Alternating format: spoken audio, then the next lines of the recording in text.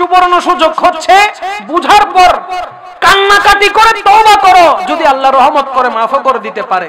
তার জন্য শত শত ক্যামেরা প্রস্তুত থাকে, লক্ষ লক্ষ ভিউ সে কামাই করে নিয়ে যাচ্ছে।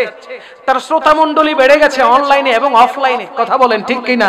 তার ফলোয়ার বেড়ে গেছে অফলাইনে এবং অনলাইনে, এবং সেগুলো আবার আমাদের দিকে তাক করে বলে তোর কয়জন ফলোয়ার আছে? তার তো লক্ষ লক্ষ ফলোয়ার। আমি তারে বলতে চাই ইবলিশের ফলোয়ারও কম না, কথা বলেন ঠিক কিনা? ইবলিশের ফলোয়ারও কম না। নয়তো 14 ফেব্রুয়ারি শবে বরাত থাকার পরেও মানুষ গোলাপ ফুল নিয়ে হোটেলে ডেটিং করতে যেত না, কথা বলেন ঠিক কিনা? 14 ফেব্রুয়ারি আগামীকাল লাইলাতুল বরাত, আছে না নাই? কিন্তু দেখেন ফুলের দোকানে গিয়ে দেখেন আকাশ চুম্বি দাম, একটা গোলাপ ফুল 500 টাকা বিক্রি হচ্ছে। 5 টাকার ফুল কত? 500 টাকা। কেন? বলে আগামীকালকে ভ্যালেন্টাইন ডে, বিশ্ব বেহায়া দিবস, কথা বলেন ঠিক কিনা? মুসলমানদের জন্য কখনো এটা ভালোবাসা দিবস হতে পারে? মুসলমানদের ভালোবাসার দিবস হচ্ছে ঈদ এ মিলাদুন নবী।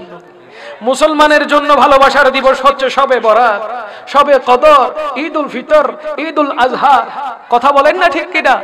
সুতরাং আমরা শয়তানের ফলোয়ার হতে চাই না, আমরা সিদ্দিক আকবরের ফলোয়ার হতে চাই, আমরা উমর ইবনুল খাত্তাবের ফলোয়ার হতে চাই, আমরা উসমান যুন্নুরাইন মাওলা আলীর ফলোয়ার হতে চাই, আমরা গৌসে পাকের ফলোয়ার হতে চাই, খাজা গরিব নওয়াজের ফলোয়ার হতে চাই, শাহিন শাহী সিরিকোটের ফলোয়ার হতে চাই, হুজুর কিবলা তৈয়ব শাহর ফলোয়ার হতে চাই। তুমি আমার রাসূল পাক সাল্লাল্লাহু আলাইহি ওয়াসাল্লামের শানে বারংবার যে বেয়াদবি গুস্তাখি করছো, তুমি মনে করছো তুমি বড় সেলিব্রিটি হয়ে গেছো। আরে না, আল্লাহ পাক রব্বুল আলামিন শয়তানের চাইতে তখন বড় সেলিব্রিটি কেউ ছিল না, কিন্তু ধাক্কা দিয়ে বের করে দেওয়া হয়েছে জান্নাত থেকে। সুতরাং তোমাকেও জাহান্নামের ঠিকানা দিতে বেশিক্ষণ দেরি হবে না। গুস্তাখে রাসূল, নবীর দুশমন যারা, তাদেরকে আল্লাহ পছন্দ করে না। নবীর দুশমন যারা, তাদের উপর আল্লাহর রহমত নাজিল হয় না। এই জন্য সুবর্ণ সুযোগ হচ্ছে বুঝার পর কান্নাকাটি করে তওবা করো, যদি আল্লাহ রহমত করে মাফও করে দিতে পারে। কিন্তু হায়াত ফুরাই গেলে, দুনিয়া থেকে চলে গেলে, তখন কাফের অবস্থায় দুনিয়া থেকে যেতে হবে, কথা বলেন ঠিক কিনা? যেমন রাসূল করিম সাল্লাল্লাহু আলাইহি ওয়াসাল্লামকে সিক্স প্যাক বলা, এটা বিয়াদবির শামিল। রাসূল করিম সাল্লাল্লাহু আলাইহি ওয়াসাল্লামকে তুহমত দেওয়া, অপবাদ দেওয়া যে আল্লাহর রাসূল সাল্লাল্লাহু আলাইহি ওয়াসাল্লাম কাউবয় ছিলেন, রাখাল ছিলেন, জুড়ে বলেন না নাউজুবিল্লাহ। আল্লাহ পাক রব্বুল ইজ্জত কোরআনুল কারীমের মধ্যে কিন্তু স্পষ্ট ঘোষণা করেছেন, ইয়া আইয়ুহাল্লাযীনা আমানু লা তাকুলু রাঈনা ওয়া কুলু উনজুরনা। আল্লাহ পাক কোরআনুল কারীমে ঘোষণা করে দিয়েছেন আজ থেকে 1450 বছর আগে, হে ঈমানদারগণ, তোমরা আমার নবীকে রাঈনা বলে ডেকো না, ওয়া কুলু, বরঞ্চ বলো উনজুরনা, ইয়া রাসূলুল্লাহ, আপনি আমাদের দিকে রহমতের দৃষ্টিপাত করুন, জুড়ে বলেন না সুবহানাল্লাহ।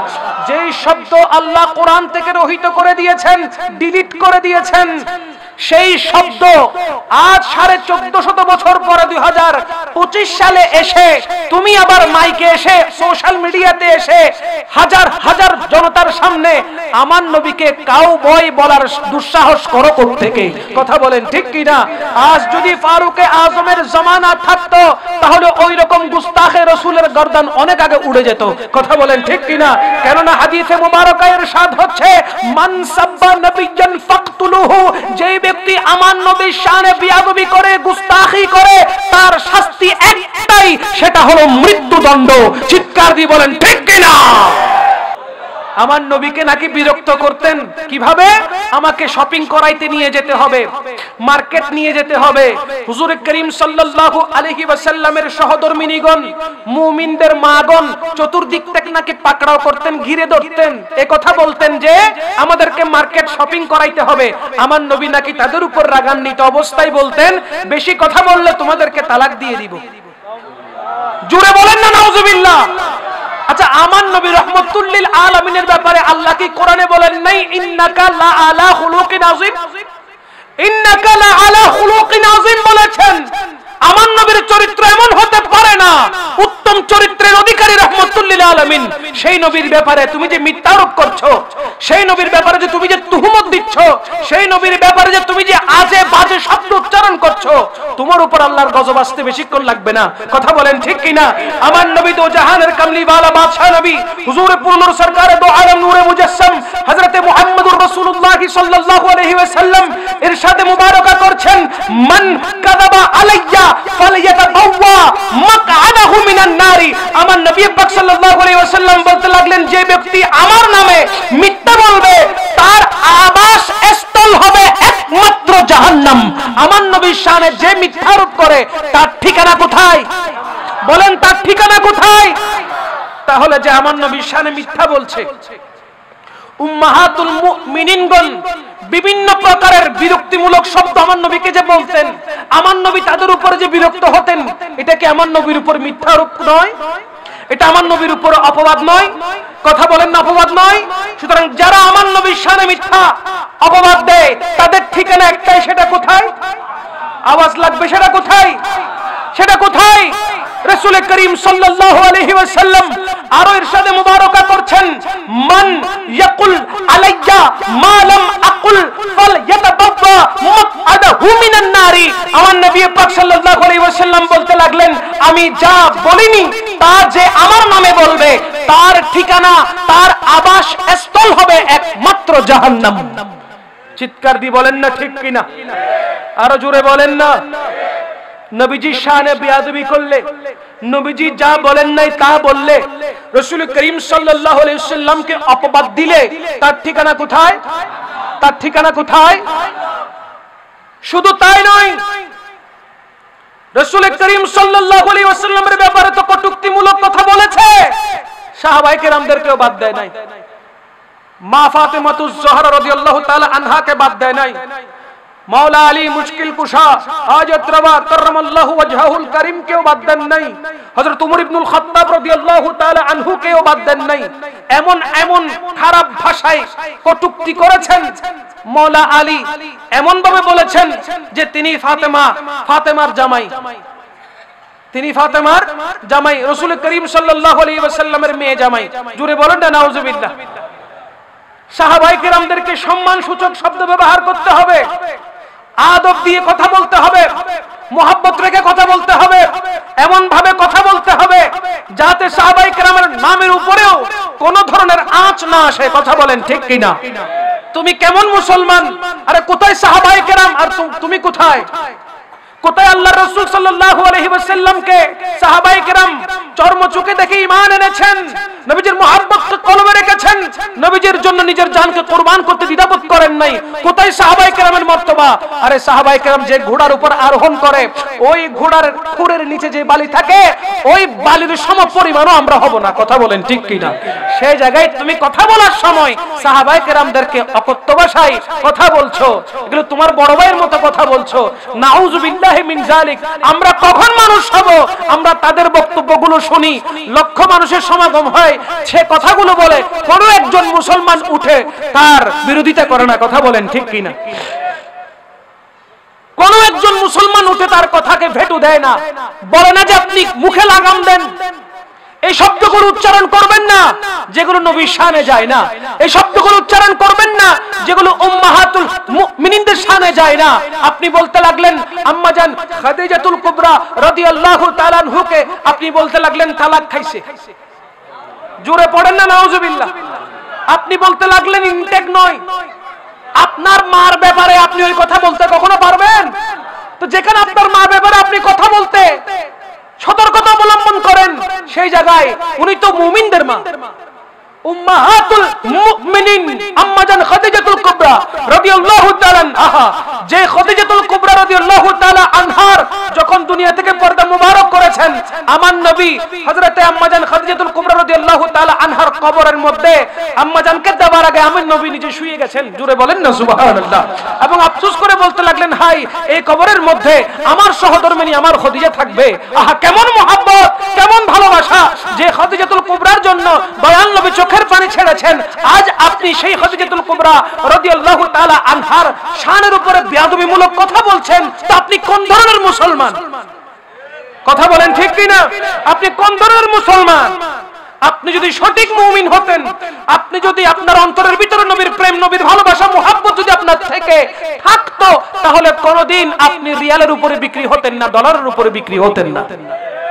কোন মুসলমান ডলার দিয়ে কোন মুসলমানকে কিনতে পারে না, কোন মুমিনকে রিয়াল দিয়ে কিনতে পারে না, কোন ইহুদি, কোন নাসারা মুসলমানকে টাকার লোভ দেখিয়ে, সম্পদের লোভ দেখিয়ে তাদের সাইডের করতে পারে না। একমাত্র মুনাফিক মুসলমান টাকা এবং ধন সম্পদে বিক্রি হয়ে যায়। একমাত্র মুনাফিক মুসলমান ক্ষমতার লোভে দয়াল নবীর শানে গুস্তাখি করে, শুধুমাত্র দুনিয়া পাওয়ার লোভে। মনে রাখবেন, এই দুনিয়াটা ক্ষণস্থায়ী, এই দুনিয়া চিরস্থায়ী নয়। ওয়ালাল আখিরাতু খায়রুল লাকা মিনাল উলা।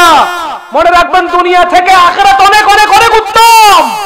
আপনি সেই জায়গায়, যে জায়গায় হাসরের ময়দানে রহমাতুল লিল আলামিন থাকবেন, শাফাতের কান্ডারি সেই নবীজির সামনে আপনি চেহারা কিভাবে দেখাবেন? কথা বলেন ঠিক কি না? দুনিয়ার মধ্যে থাকা অবস্থায় যে নবীর শানে আপনি গুস্তাখি করেছেন, বেয়াদবি করেছেন, কাল হাসরের ময়দানে সেই শাফাতের কান্ডারির কাছ থেকে আপনি শাফাত নেবেন কিভাবে? সেই শাফাতের কান্ডারির মাধ্যমে যে হাউজে কাউসারের পানি পান করানো হবে, আপনি ওই হাউজে কাউসারের পানি পান করবেন কিভাবে যদি আমার নবীকে দুনিয়ায় থাকা অবস্থায় না চিনেন? আমার নবীর শানে এখানে বেয়াদবি করলে, দয়াল নবীর শানে দুনিয়াতে বেয়াদবি করলে, দয়াল নবীর আজমত নিয়ে যদি আপনি সন্দেহ পোষণ করেন, তাহলে কবরে আপনার শান্তি হবে না, হাসরের ময়দানেও আপনার শান্তি হবে না। কথা বলেন ঠিক কি না? কারণ কবরে না আপনার মা যাবে, না আপনার বাবা যাবে, না আপনি দুনিয়াতে যে ধন দৌলত গুলো অর্জন করেছেন সেইগুলো যাবে, না আপনার স্ত্রী যাবে, না আপনার সন্তানরা যাবে, কেউ যাবে না। কোনো বন্ধু বান্ধব, ভালোবাসার মানুষ থাকবে না। সেই কবরের মধ্যে থাকবে রাহমাতুল লিল আলামিন। প্রশ্ন করা হবে, মা কুনতা তাকুলু ফি হক্কি হাযার রাজুল, দুনিয়ায় থাকা অবস্থায় তুমি এই পুরুষ সম্পর্কে কি বলতে, কি ধারণা রাখতে? আপনি তখন বলিয়েন, মুনকির নকির যখন প্রশ্ন করবে তখন বলিয়েন, আমি উনাকে দুনিয়ায় থাকা অবস্থায় মাটির মানুষ হিসেবে জানতাম। তখন কি ফেরেশতারা বলবে, আহারে বড় নেককার মানুষ আসছে, ঠান্ডা খাইবা না গরম খাইবা জিজ্ঞেস করবে? কথা বলেন না, করবে? মায়ের লগে সিন্নি বানায় ফেলে দুনিয়াত মিট্টি, সিন্নিরে বেদাত খোঁজে। আর নবীরে যাইয়েরা যদি খবর খোঁজ দুনিয়ার তা অবস্থা, তাই মেরি হিসেবে মানতাম, বাড়ির লোকে খবর সিন্নি বানায় ফেলিব। কথা হন ঠিক কিনা? আজি এ দুনিয়ার মধ্যে সবে বরাতর তবুরু করে সিন্নি রে, তবুরু করে বেদাত বেদাত গরর মারে শুনে তুই যাতে সিন্নি হয়ে যাবি, এতে বেদাত হোস। কথা হন ঠিক কিনা? আমরা সব সময় লক্ষ্য রাখবো আমাদের কথায়, আমাদের কাজে, চলনে, বলনে, কলনে কোন অবস্থাতেই যেন রাসূল করিম সাল্লাল্লাহু আলাইহি ওয়াসাল্লামের আজমতের উপরে, শানের উপরে কোনো আঘাত না আসে। যে হোক, যদি কোনো মাহফিল মঞ্চে বসে কোনো বক্তা বক্তব্য পেশ করে, আপনি যদি শ্রোতার কাতারে বসে থাকেন, কোন বক্তা যদি আমার নবীজির শানে বেয়াদবিমূলক কোন শব্দ উচ্চারণ করে, সর্বপ্রথম আপনি শ্রোতা হিসেবে আপনার উপর ফরজ দায়িত্ব হলো আপনি যেখানে থাকেন সেখান থেকে দাঁড়িয়ে তার বিরোধিতা করা।